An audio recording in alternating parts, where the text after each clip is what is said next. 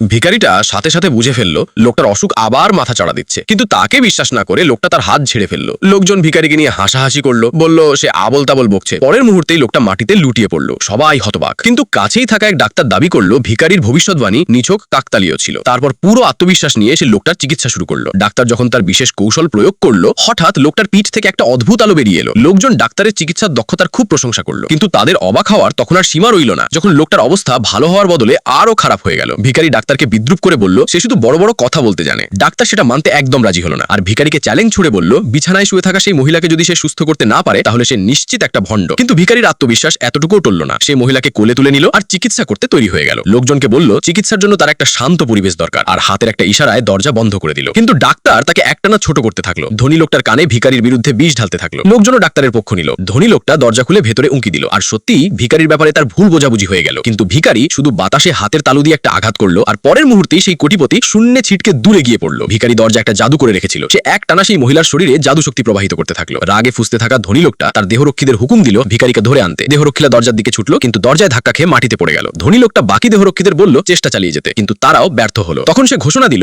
যে দরজা খুলতে পারবে তাকে 10 লাখ পুরস্কার দেওয়া হবে। ঠিক সেই মুহূর্তে 4 মহাশক্তিধর লোক সেখানে এসে হাজির হলো। তারাও ভাগ্য পরীক্ষা করতে এগিয়ে গেল। সোনার মুখোশ পরা লোকটা তলোয়ার বের করে পুরো শক্তিতে দরজায় আঘাত করলো, কিন্তু পরের মুহূর্তে কি হলো, সে প্রচন্ড বিস্ফোরণের সাথে পেছনে ছিটকে পড়লো। এক অদম্য শক্তি তাকে পেছনে ঠেলে দিয়েছিল। ধনী লোকটা সবাইকে একসাথে চেষ্টা করতে বলল, কিন্তু তারাও ব্যর্থ হলো। ঠিক সেই সময় ভিখারি মহিলাকে কোলে নিয়ে দরজায় এসে দাঁড়ান।